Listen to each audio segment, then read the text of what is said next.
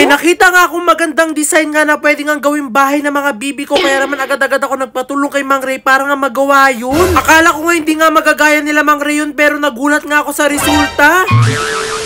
Good morning mga bibe! Nakatulog kaya kayo ng mahimbing? Kasi ako hindi ako nakatulog na mahimbing. Kasi kahapon, kagabi pala, talagang busy nga ako sa pag-iisip kung ano bang gagawin ko nga sa mga bibi ko na to. Kung isasama ko ba sila sa mga sisiw ko sa mansyon nila or gagawin ko sila ng panibagong mansyon. So bigla ko nga naisip na imbis nga na isama nga natin itong mga bibi nga natin doon sa mga sisiw ko sa mansyon nila. Kasi nga sa mga sisiw ko yung mansyon na yun, gagawan na lang natin or papagawan na nga lang natin sila ng bago nga nilang mansyon. So itong mga bibi nga na to, syempre, hindi sila pwede magsama-sama ng mga sisi ko, kaya naman papagawa natin sila ng bagong bahay. Ayan, so naghahanap na nga ako dito sa Google kung ano nga pwede nating design na ipagawa sa bahay. At ito nga yung mga nakita ko. Ayan, so ito yung una ko nga na nakita. Itong parang ganitong bahay nga na talaga sobra ako nagandahan. Kasi kung may kita nyo, ayan o, may swimming pool sa loob. Tapos ito pa. Ayan, marami pa ako nakita. Kaya pinagsisave ko na lang itong mga to. Ito mga nakita ko yan.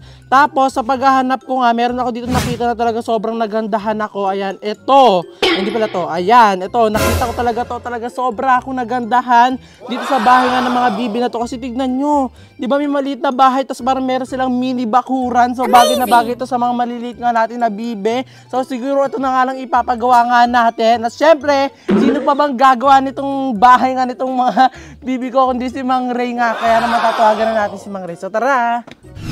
Ayun Mang Ray, meron na naman tayong mission. Meron na naman tayong project. Parada muna kayo dito. Dito, yan. Parada muna kayo dito Mang Ray. Ayan.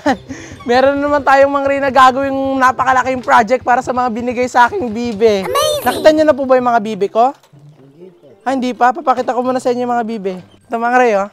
Ito yung mga bibe. Ayan, may hula na ba kayo kung anong gagawin natin sa kanya? Ba't ko kayo pinatawag? Wala pa. Ang gagawin natin Mang Ray, papagawan ulit natin sila ng mansyon. Yung mga bibe, meron ka na namang meron ka na namang project. At ito yung design Mang Ray, oh. Ayan, ito yung design ng magiging mansyon ng mga sisiw ko. Kaya ba yan Mang Ray? Kaya. Kaya naman. Yes!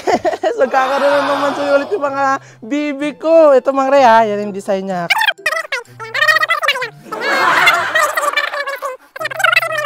Ayan, kaya naman po? Kaya.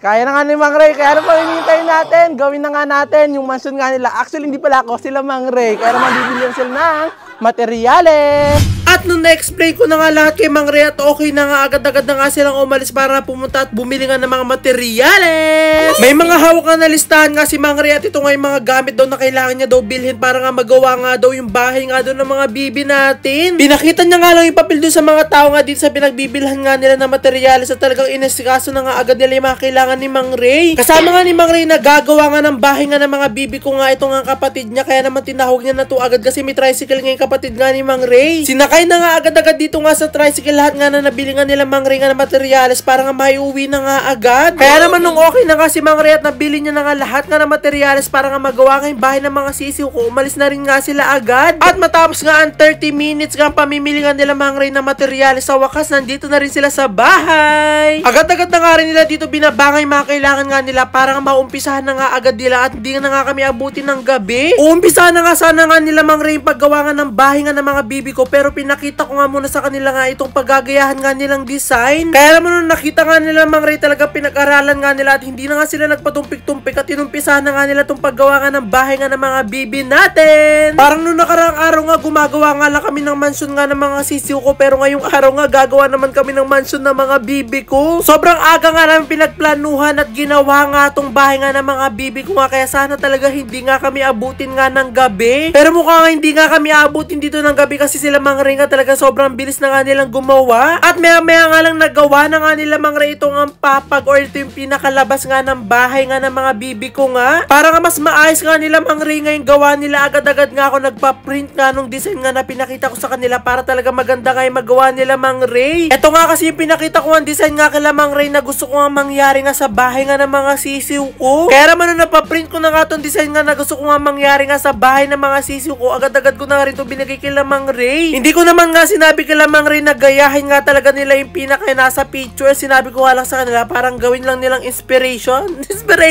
Kaya naman nung nagawa na nga yung pinaka papagana talagang pagtatayuan nga ng bahay ng mga bibi ko, sinukat na nga nila kung gaano nga kalaki yung bahay nga na gagawin nila sa gitna. Pinag-aaralan na nga lang nila Mang Ray kung paano nga yung gagawin nga doon sa itatayo nga nilang bahay para nga mabilis na nga sila at matapos na agad nila. At talagang maya-maya nga lang na pag-usapan na nga agad nilang magkapatid na talagang tinuloy na nga nila yung paggawa nga ng bahay nga dito sa gitna. At habang may ginagawa nga sila Mang Ray, nandito nga ako sa gilid na talagang excited na nga ako na magawa nga tong bahay nga ng mga bibi ko. Gumagawa na nga sila Mang Ray nga dito na magiging pader nga nitong bahay nga ng mga bibi ko nga dito sa gitna. At talagang sinisigurado nga ni Mang Ray nga dito na talagang matibay nga tong pinakapader nga nitong bahay nga ng mga bibi ko. Na kahit magbugbugan nga yung mga bibi ko nga dito sa loob nga ng bahay nga nila, hindi nga masisira nga tong ginagawa sa kanilang bahay. Unti-unti na nga nagagawa ka nila Mang Ray itong ang haligi nga nitong bahay nga na itatayo nga nila sa gitna. Ito pa nga lang yung nalalagay dito, pero talaga sobrang excited ko na nga dito at nakikita ko na agad yung kakalabasan. At dahil medyo mainit nga sa mga oras na to kasi tanghalin tapat nga, kaya nagpabili nga muna ako ng soft drinks para kami maiinom nga tong sila Mang Ray. Para nga mas lalo nga ganahan nga sila Mang Ray at talaga mas maaga nga matapos nga tong bahay nga ng mga bibi ko. At nung natapos na nga nila Mang Ray magawa nga yung haligi nga nitong bahay nga ng mga bibi ko, sinunod nga naman nila yung paggawa nga ng kisame. Unti-unti na nga talaga nabubuo nga tong bahay nga ng mga bibi ko, at habang gumagawa nga dito sila Mang Ray, talagang todo nood nga ng mga sisiw ko. Nagulat nga ako dito kasi may mga sisiw ako na nakikita na nakasilip nga dito sa pinakabintana nga nila. Akala nga siguro na mga sisiw ko na para nga sa kanila nga itong pinapagawa ko nga kila Mang Ray, at hindi nga nila alam na meron na nga silang bagong kapitbahay. Kaya sorry muna kay mga sisiw, sa susunod ko na nga kayo gagawan pa ng pagkakalibangan nyo nga. Ang unang plano ko nga talaga dito nga ay pagsasamahin ko nga talaga yung mga bibi ko nga doon sa mansyon nga ng mga sisiw ko. Pero marami nga nagko-comment at sabi nga nila nagawan ko daw sila ng hiwalay na bahay nga itong mga bibi ko. At dahil lagi nga kayo nakasubaybay nga sa sisiw serye ko, ayan nga pinagbigyan ko nga kayo, talaga nagpagawa ko ng another na bahay para nga sa mga bibi ko. Kaya hindi na nga malulungkot nga itong mga sisiw ko kasi meron na nga silang bagong ang kapitbahay. At nung nakita ko na nga sila Mang Ray na kinakabit na nga nila to sa gilid nga ng bahay nga nitong mga bibi ko, talagang lalo akong na-excite. Mas lalo na nga kasi nagmukhang bahay nga nung nakabit nga to nila Mang Ray, at binutasa pa nga ni Mang Ray dito sa gitna para daw magkaroon nga ng bintana tong bahay nga ng mga bibi ko. Mukhang pagmumukhain nga ni Mang Ray nga tong bahay nga ng bibi ko na katulad nga dun sa mga bahay ng mga taga-Amerika. Ganito nga kasi kadalasan na nakikita ko nga na design ng mga bahay sa Amerika, yung may bintana sa gitna. At nung naayos na nga nila Mang Ray nga ang kisame, agad-agad nga rin silang umalis nga dito para nga bumili nga ng pawid. Nirequest ko nga kasi kay Mang Ray na wag na nga gawing ang plywood nga yung magiging bubungan ng bahay nga ng mga bibi ko. Gusto ko nga yung pawid, yung para sa probinsya. Tinanong ko nga muna kay Mang Ray kung pwede nga yun, at sabi niya naman daw pwede. Kaya naman agad-agad nga silang bumili nga nitong pawid. Bumili na nga ng marami nga sila Mang Ray para kung sakali nga nakulangin, talagang hindi na nga sila babalik ulit nga dito. Excited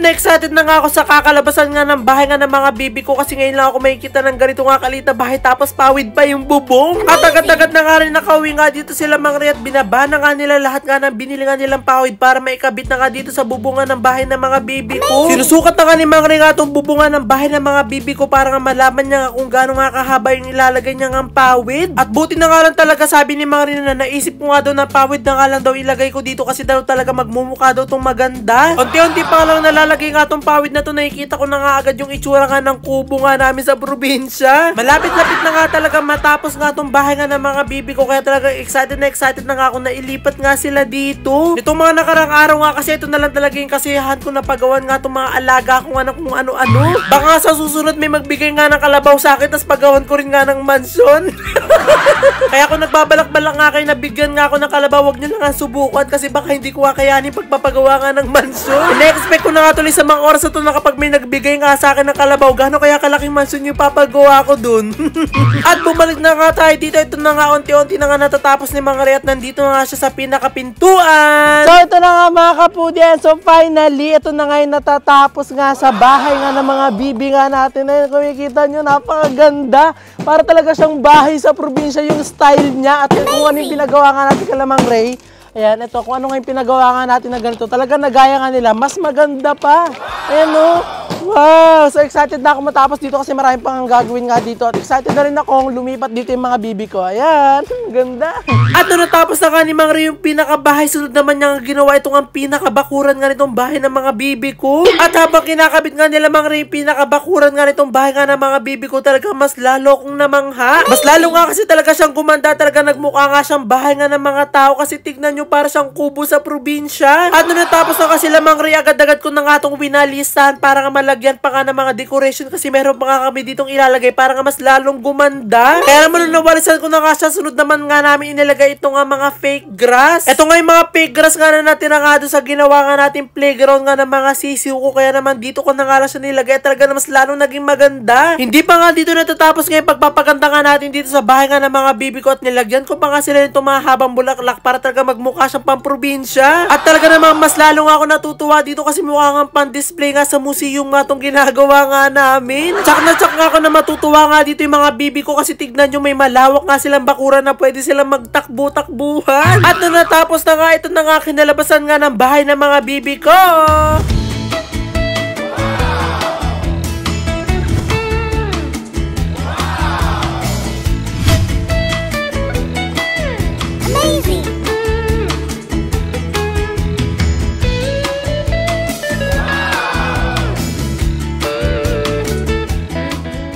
At abangan nyo nga sa susunod nga na video yung paglipat nga ng mga bibi ko nga dito sa bago nilang bahay.